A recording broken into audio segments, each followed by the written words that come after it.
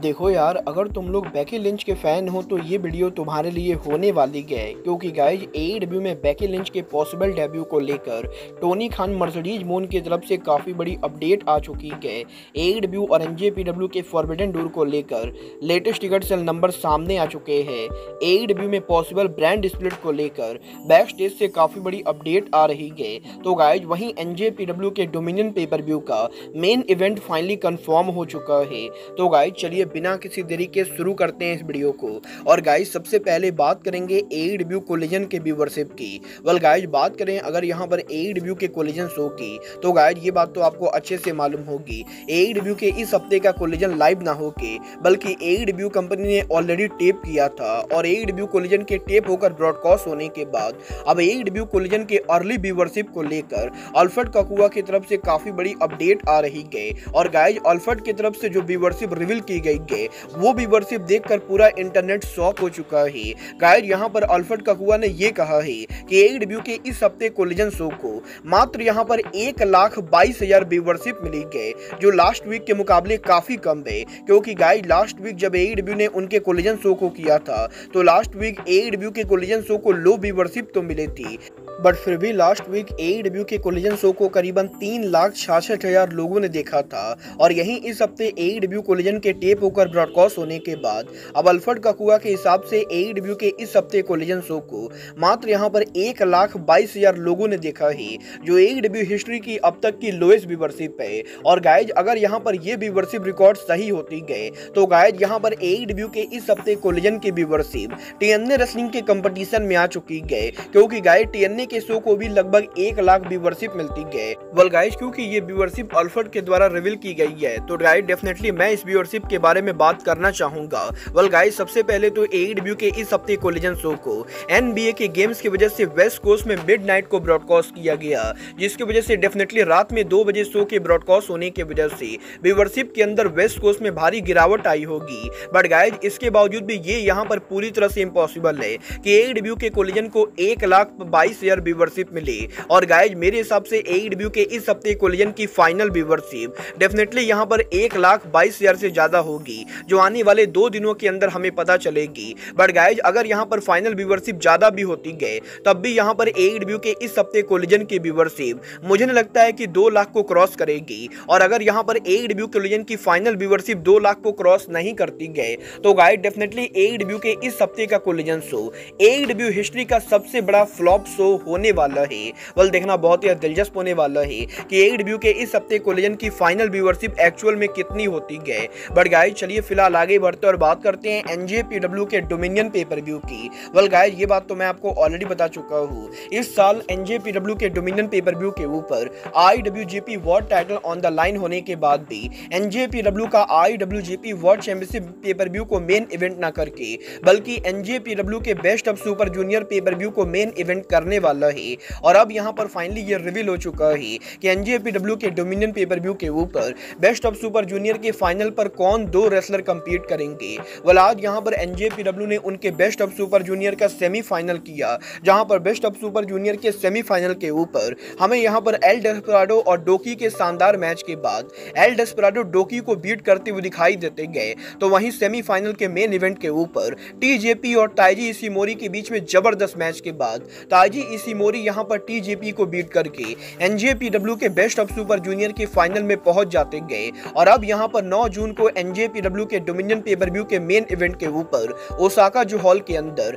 हमें यहां पर डेस्पराडो और ताइजी इशिमोरी के बीच में main event best of super junior final देखने को मिलने वाला है। वेल गाइज अगर आप लोगों ने आज एनजेपीडब्ल्यू के बेस्ट ऑफ सुपर जूनियर का सेमीफाइनल नहीं देखा है तो मैं आप लोग को हाईली रिकमेंड करूंगा कि आप यहां पर इस शो को जरूर देखो। और गाइज अभी देखना दिलचस्प होने वाला है कि डोमिनियन पेपर व्यू के मेन इवेंट के ऊपर पहली बार जब junior heavyweight wrestler paper view को मेन इवेंट करते गए तो गाइज इशिमोरी और डेस्पराडो में कौन यहां पर पेपर व्यू के ऊपर इस साल के बेस्ट ऑफ सुपर जूनियर को जीतता है। बट गाइज चलिए फिलहाल आगे बढ़ते और बात करते हैं फॉरबिडन डोर के टिकट सेल की। वेल गाइज बात करें अगर यहां पर फॉरबिडन डोर की तो गाइज ये बात तो हम सभी लोगों को मालूम है, एईडब्ल्यू के इस साल का Forbidden Door pay per view AEW company UBS Arena Long Island में करने वाली है, जहां पर लॉन्ग आइलैंड की कैपेसिटी तो वैसे करीबन 18 से 20,000 के बराबर है। बट गाइज एईडब्ल्यू के फॉरबिडन डोर के लिए एईडब्ल्यू की करंट कैपेसिटी करीबन यहाँ पर 8019 के बराबर है, जहां पर 8019 टिकट में से AEW ने करीबन 7200 टिकट सोल्ड आउट कर दिए हैं। बट गाइज अब भी शो के ऊपर AEW को करीबन 800 टिकट सोल्ड आउट करना बाकी गए, जो कि मेरे हिसाब से AEW आराम से करने वाली गए। और गाइज मैं यहाँ पर ये अभी से प्रेडिक्ट कर सकता हूँ कि AEW के इस साल के फॉरबिडन डूर की टिकट सेल डेफिनेटली यहाँ पर 10,000 को क्रॉस करेगी, क्योंकि इस साल का forbidden door AEW company long island के अंदर कर रही गए। और गाइज रिसेंटली MJF के रिटर्न होने के बाद अगर यहाँ पर AEW कंपनी MJF के होम टाउन के ऊपर फॉरबिडन डूर पर मैक्सवेल जैकब नेटवर्क को कोई बड़ा मैच देती गए, तो गाइज डेफिनेटली MJF उनके होम टाउन के ऊपर फॉरबिडन डूर के लिए काफी सारे टिकट को मूव कर सकते गए। और अब ये यहाँ पर पूरी तरह AEW कंपनी के ऊपर डिपेंड करता है कि वो यहाँ पर फॉरबिडन डूर के लिए MJF का कौन सा मैच बुक करते गए। मतलब ये तो आने वाला टाइम बताएगा कि MJF यहाँ पर फॉरबिडन डूर के लिए कितने टिकट मूव करते गए। बट गाइज चलिए फिलहाल आगे बढ़ते और बात करते हैं AEW के ब्रांड स्प्लिट की। वेल गाइज बात करें अगर यहाँ पर AEW के ब्रांड स्प्लिट की,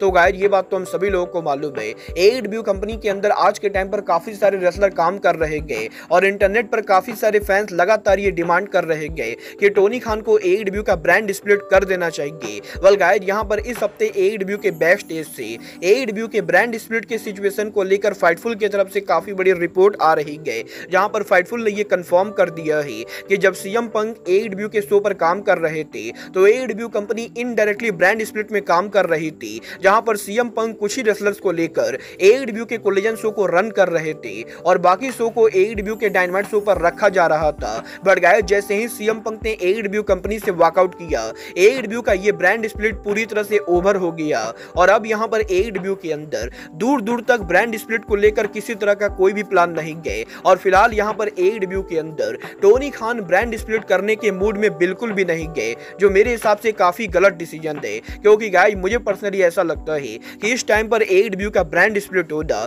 AEW कंपनी को काफी फायदा देने वाला है। बट गाइस चलिए फिलहाल आगे बढ़ते हैं और बात करते हैं बेकी लिंच के AEW में पॉसिबल डेब्यू की। वेल गाइस ये बात तो हम सभी लोगों को मालूम है, बेकी लिंच का WWE कॉन्ट्रैक्ट ऑफिशियली ओवर हो चुका है और वो यहाँ पर ऑफिशियली इस समय फ्री एजेंट बन चुकी है। और यहीं बेकी के फ्री एजेंट बनने के बाद अब इस हफ्ते AEW सुपरस्टार मर्सिडीज मोन के लेटेस्ट इंटरव्यू के अंदर जब मोन यहाँ पर AEW के शो को प्रमोट कर रही थी, तो गाइज मोन से बेकी लिंच को लेकर बात की जाती है और गाइज मर्सिडीज मोन से ये पूछा जाता है कि क्या वो बेकी लिंच को AEW पर देखना चाहेंगी, जिसके जवाब में मर्सिडीज मोन ये कहती गए कि वो यहाँ पर रियल लाइफ में बेकी लिंच को काफी अच्छे तरीके से जानती गए। और क्योंकि बेकी लिंच और मर्सिडीज मोन ने एक टाइम के ऊपर WWE के अंदर उनके करियर को शुरू किया था, तो गाइज इसीलिए यहाँ पर मर्सिडीज मोन को बढ़िया से मालूम है कि बेकी लिंच यहाँ पर कितनी बढ़िया रेसलर है। बट गाइज फिलहाल यहाँ पर मर्सिडीज मोन का ये कहना काफी मुश्किल है कि बेकी यहाँ पर AEW पर आएंगी या नहीं, क्योंकि गाइज यहाँ पर बेकी लिंच के हस्बैंड सेथ रॉलिंस WWE पर काम करते गए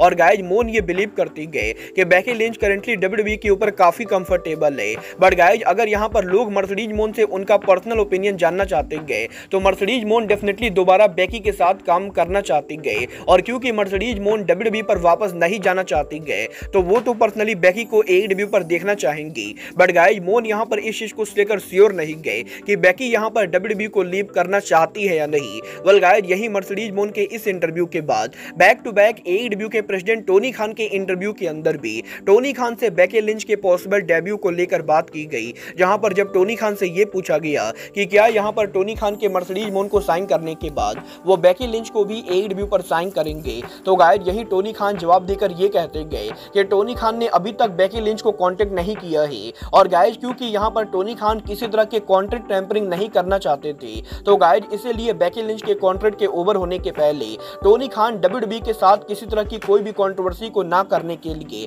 बेकी लिंच को कांटेक्ट नहीं कर रहे थे। बट गाइस अब जबकि बेकी लिंच का कॉन्ट्रैक्ट ओवर हो चुका है, तो guys definitely Tony Khan Becky Lynch को लेकर पॉसिबिलिटी देख सकते गए। और गाइस अभी तक टोनी खान ने ये डिसीजन नहीं लिया है कि वो बेकी लिंच को ऑफर देंगे या नहीं। But guys definitely Tony Khan Becky Lynch को काफी रिस्पेक्ट देते गए और गाइस बेकी लिंच ने रेसलिंग बिजनेस में जो कुछ भी किया है, टोनी खान उन चीजों को काफी अप्रिशिएट करते गए। और गाइस यहाँ पर आने वाला टाइम बताएगा कि AEW कंपनी बेकी लिंच को साइन करेगी या नहीं। और गाइस एक बार फिर से टोनी खान ने जलेबी की तरह बातों को गोल गोल घुमाकर टोनी खान ने ये क्लियर नहीं किया है कि वो बेकी लिंच को ऑफर देंगे या नहीं। वेल गाइस मुझे पर्सनली नहीं लगता है कि AEW कंपनी को बेकी लिंच को साइन करना चाहिए, क्योंकि गाइस मैं इस चीज की अभी से गारंटी दे सकता हूँ हूँ कि अगर यहाँ पर बेकी AEW के ऊपर आती है तो AEW कंपनी को इससे दूर दूर से कोई भी फायदा नहीं होगा, और ना तो बेकी लिंच के AEW में आने से AEW कंपनी को कोई प्रॉफिट होने वाला है, और ना ही बेकी लिंच का AEW पर आना